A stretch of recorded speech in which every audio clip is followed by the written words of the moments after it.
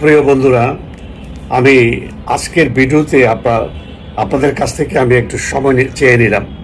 আমাকে একটু সময় দিবেন, আমার কথাগুলো আপনারা একটু শুনবেন। আপনারা হয়তো লক্ষ্য করেছেন আমি আমার এই আইডি থেকে সারাদিন বড় একটা সময় দিতে পারিনি, অর্থাৎ আমি ভিডিওতে আসতে পারিনি। গতকালকের একটা ঘটনা, সেটি আমি কল্পনাও করিনি, খুব সাবধানে ছিলাম। আমি জানতাম আমাকে অনেক সাবধান করেছিল যে কিছু কিছু জায়গায় আপনি যাবেন না, আমি সেগুলো এড়িয়ে চলতাম। কিন্তু কালকে দুর্ঘটনাটা ঘটবে এমন একটি জায়গায়, সেটা বলা চলে যে আমারই এলাকা, আমারই পাড়া। ওই পাড়ায় আমি ছোটোবেলায় পড়েছি, সবাই আমার পরিচিত। এবং যারা ইয়াং জেনারেশনের রাজনীতি করে অথবা রাজনৈতিক দল সাপোর্ট করে, তারাও আমার পরিচিত। আমি এখানে হেঁটে যেতে পারি, চলাফেরা করতে পারি।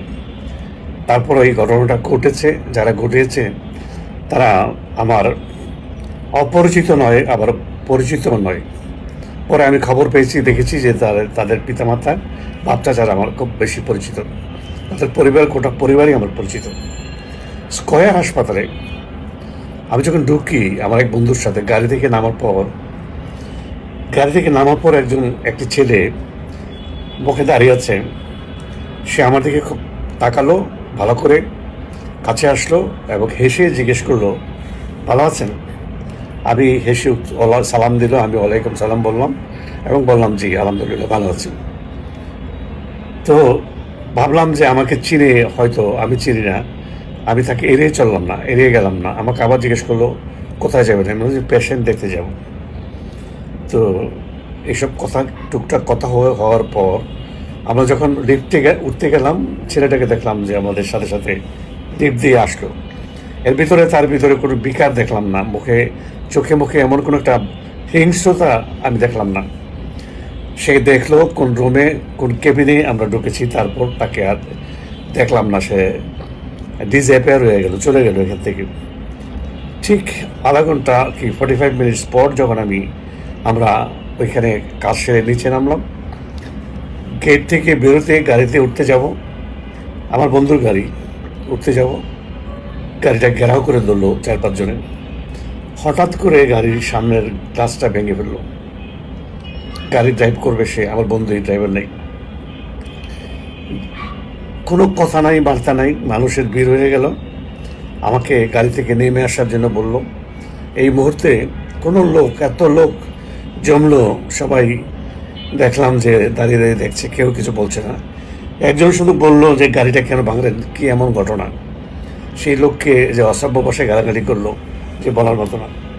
সেই ছেলেটি দাঁড়িয়ে আছে মুখে, সাথে আরও কয়েকজন, তাদেরও দাঁড়িয়ে আছে। আমাদের বললো যে আসেন, আপনাদের সাথে কথা আছে। আমাদের কোনো উপায় ছিল না, আমাদের আশেপাশে যারা ছিল বলে এখানেই কথা শেষ করেন, আপনাদের কথা থাকলে এখানেই শেষ হতে পারে না। বললো যে শেষ হবে না, কিছু কথা বলবো এবং জরুরি কথা, গোপন কথা, আমাদের ব্যক্তিগত কথা আছে। আশেপাশের লোকেরা কি বুঝলো জানি না, শর্টকে পড়লো। পরে রাতেবেলা 11:30টার সময় দেখলাম যে একটা ছোট্ট ভিডিও, যে স্কয়ার হাসপাতালে মব, আমার বন্ধুর গাড়িটা ভাঙা, আমাকে 2-3 সেকেন্ড দেখালো, আমার বন্ধুকে 2-3 সেকেন্ড দেখালো।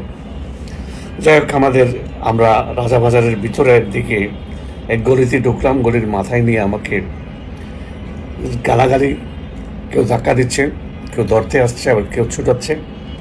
আমি কেন ভিডিও করি, আমি কার পক্ষে ভিডিও করি, আমার মোবাইল দেন, আপনার পকেটে মোবাইল দেন, আমরা পকেটে হাত দিব না, আমরা ভদ্রলোক। আমি বললাম যে নেন, পকেট থেকে বের করে নেন। আর আপনার বোঝাই যাচ্ছে যে আমি সাহস হারাইনি, একদম না। আমার বন্ধু কাঁদছিল ভয়ে, কারণ আমার খুব খারাপ লাগছিল তার দামি গাড়িটার সামনের গ্লাসটা ভেঙে ফেললো আমার কারণে। উদ্দেশ্য তো আমিই ছিলাম। তারপর মোবাইল আমি বের করে দিলাম, বটম মোবাইল। আমি আর অ্যান্ড্রয়েড মোবাইল নিয়ে অথবা আমার দামি মোবাইল নিয়ে তো বাইরে বেরোই না, স্বাভাবিক কথা। আপনারা জানেন কী কারণে, আমার সিকিউরিটি, আমার বাইরে বেরোলে আমাকে কীভাবে নিজেকে বাঁচাতে হবে সেইটা আমার রপ্ত করা আছে। দিলাম, আপনি কি ব্যবহার করেন না? আমি বলছি হ্যাঁ, ব্যবহার করবো না কেন, এটা আমি ব্যবসা করি, আমার তো অ্যান্ড্রয়েড মোবাইল ছাড়া, ভালো মোবাইল ছাড়া আমি দামি মোবাইলই ব্যবহার করি। কিন্তু মোবাইল আমি যে মোবাইল ব্যবহার করি সেটা কিনে আমার ল্যাপটপের কাজ করি, এর চেয়ে দামি প্রয়োজন নাই, তাই আনি নেই। আমার কাজ হচ্ছে ব্যবসার কাজে আমার ব্যবহার করা। আর আপনি কি ভিডিও করেন না ছাত্র জনতার বিরুদ্ধে? আমি বললাম যে না, আমি ভিডিও করি, অস্বীকার করো, কোনো ব্যাপার নাই। অনিয়মের বিরুদ্ধে ভিডিও করি। অনিয়মের বিরুদ্ধে অনিয়মের কি জানেন আপনি? আপনি কতটুকু লেখাপড়া, আপনি কতটুকু জানেন, আপনি কতটুকু রাজনীতি বোঝেন? সেই কথা, এগুলো তো ভালো কথা, ভদ্র কথা, অশ্রাব্য। এরপরে আমার সাথে কথা যখন আমি এইভাবে বদ্ধজনিত কথার জবাব দিচ্ছিলাম, তারা এরপরে গালাগালি, কেউ ধাক্কা দিচ্ছিল, কেউ ওয়ালে নিয়ে ঠেকাচ্ছিল। এটা বিশাল একটা ভয়াবহ অবস্থা। ভালো মন্দ মানুষ আছে ভাই, এখানে গভীরে গেলাম না কি অবস্থা সেদিন হয়েছিল আমার। আমি গভীরে গেলাম না। আমার সারাদিন, সারাদিন মনটা আমার খুব খারাপ ছিল, খুবই খারাপ ছিল। আমি ভাষায় প্রকাশ করতে পারবো না। তো ইনুসের দেশ ও সেই ছেলেগুলোর পরিচয় দিই। এখানে দেখা গেল যে পরবর্তী সময় যাদের মাধ্যমে আমি ওইখান থেকে মোটামুটিভাবে অপমান হলেও, দৈহিক কিছুটা নির্যাতন হলেও আমি ওইখান থেকে, এমন না যে খুব রক্তাক্ত অবস্থা হয়, এরকম হয় নাই, সেটা বলা যাবে না, কিন্তু ধাক্কাধাক্কি করো একটা অপমানের ব্যাপার। যাদের মাধ্যমে আমি এক নিরাপদ জায়গায় গেলাম, গাড়িটার কাছে গেলাম, তারা আমাকে ঘেরাও করে গাড়িটার কাছে নিয়ে গেল। গাড়িটা তো কিন্তু সরাতে হবে না, জাম লেগে যাবে। গেলাম, আমি চিনলাম একজনকে, তার নামটা বলছি না। বললো যে তুমি চলে যাও, বাসায় চলে যাও। তোমার বাসায় যাবো, আমি তোমার বাসা তো চিনি। সে আমার সিনিয়র ছিল, গাড়িটা তারও দাঁড়িয়ে আছে। সে গাড়িতে তুলে দিল আর বললো যে এটার একটা বিচার হবে, আমি বিচার করবো। ভাড়ার ছেড়ে পেলে তো এদের আইডেন্টি কি বললো, এখানে বিএনপির লোক আছে, জামাতের লোক আছে। আর প্রথম যে ছেলেটা সে সর্বক্ষণ ছিল, সে বিএনপির। খুবই আজব ব্যাপার। তার সাথে আমি অনেক ভালো ব্যবহার করেছি এবং তাকে আমি বারবার বলেছি যে রাজনীতিতে ভাই সমালোচনা থাকে। আমি তো অস্বীকার করছি না যে আমি পলিটিক্যাল ভিডিও করি। আমার দুইটা আইডি থেকে আমি পলিটিক্যাল ভিডিও করি এবং কাউকে খুব বেশি ভাষায়, খারাপ ভাষায় আক্রমণও করি না। তারিক জিয়ার পক্ষে কথা বলেছি, বিপক্ষে কথা বলেছি। আমি মুক্তিযুদ্ধের পক্ষের লোক, মুক্তিযুদ্ধের পক্ষের যে শক্তি, তাদের বিরুদ্ধে আমি অনেক কথা বলেছি। আমি আপনাদের বিরুদ্ধে জানা বলেছি, তার চেয়ে বেশি বলেছি আমার দলের এমপি মন্ত্রীদের বিরুদ্ধে। এটাতে আপনাদের ক্ষিপ্ত হওয়ার তো কিছু নাই। যাই হোক, কথা ভদ্র আমি যত বলি, তারা অভদ্র আচরণ ততই করে। এটা শুধু আমার সাথে না, আমি তো এই অবস্থা থেকে বেঁচে আসছি বদ্ধজনিতভাবে। আর যারা আমার মতো ট্যাকেল করতে পারে না, অথবা আমাকে সাপোর্ট করার লোক আমি পেয়েছিলাম, যেহেতু আমার বাসা থেকে খুব কাছাকাছি দূরত্বে, ওইখানে আমাকে চিনে এমন লোকের সাপোর্ট পেয়েছিলাম, ভদ্রলোকদের সাপোর্ট পেয়েছিলাম এবং দামি দামি লোকদের সাপোর্ট পেয়েছিলাম, ডাক্তারদের সাপোর্ট পেয়েছিলাম। আর যেখানে নাকি এই মবের কবলে যারা পড়ে, যারা আমার মতো সাপোর্ট পায় না, তারা বেঁচে আসতে পারে না। তারা ইনুসকে যেভাবে দেখে, বিএনপি লোক, আমি তখন তার ব্যাখ্যা দিতে পারি না যে বিএনপিকে ইনুস কি দৃষ্টিতে দেখে, জামাতকে ইনুস কি দৃষ্টিতে দেখে। ইনুসকে বিএনপির সাপোর্টাররা অবতার হিসাবে দেখে। ছাত্র জনতার কথা বাদ দিলাম, জনতা ইনুসকে কুকুরের চেয়ে অদম অবস্থায় দেখে। আর যারা বিপ্লবী, জুলাই বিপ্লবী, তারা ইনুসকে এখনো খোদা হিসেবে দেখে। দেশ তাদের কাছে বড় নয় এবং তাদের কাছে অডেল টাকা এবং তাদের কাছে অডেল ক্ষমতা। এই ক্ষমতার কবলে আমি পড়েছিলাম। এখন কথা হচ্ছে, আমি ক্ষমতার কবলে পড়ে অক্ষত অবস্থায় বাসায় ফিরে এসে সারা দিন আমাকে ঘুমাতে হয়েছে। আমি একটু আগে ঘুম থেকে উঠলাম, ঘুম থেকে উঠে বিস্কিট আর চা খেয়ে এই ভিডিওটা করছি। ক্ষমতাহীন লোক যারা স্টুডেন্ট ছাত্রলীগ করে অথবা স্বাধীনতার পক্ষের শক্তি, একটি মুক্তিযুদ্ধের ছেড়ে, তারা তো আমার মতো সাপোর্ট পায় না। হঠাৎ যদি দূরে ধরা পড়ে,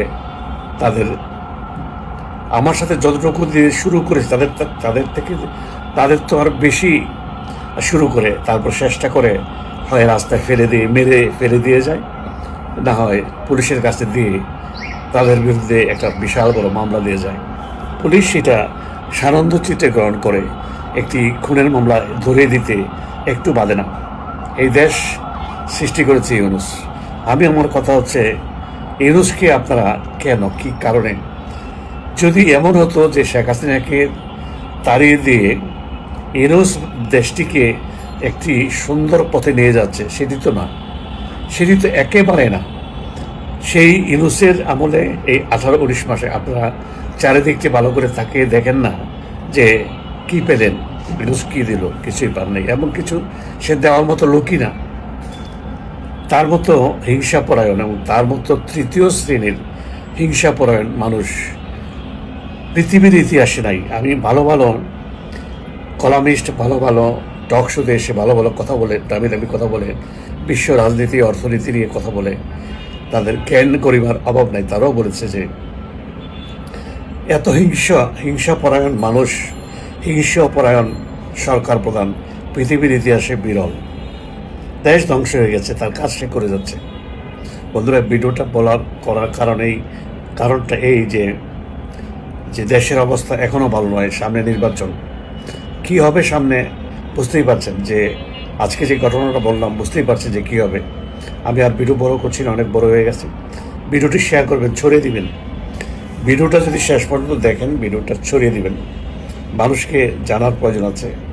যারা বিরোধী রাজনীতির মত আদর্শ ধারণ করে, তাদের বাঁচার জন্য, তাদের সাবধানে থাকার জন্য আমার এই কথাগুলো তাদের জানা দরকার। বাঁচার কারণে ভিডিওটি ছড়িয়ে দেবেন শেয়ার করে। আর আপনাদের কাছ থেকে বিদায় নিচ্ছি। ভালো থেকে সুস্থ থাকেন। আমি আপাতত কালকের ঘটনার পর আজকে সারাদিন যে অসুস্থতায় ছিলাম, এখন ভালো আছি। দোয়া করবেন। আসসালামু আলাইকুম।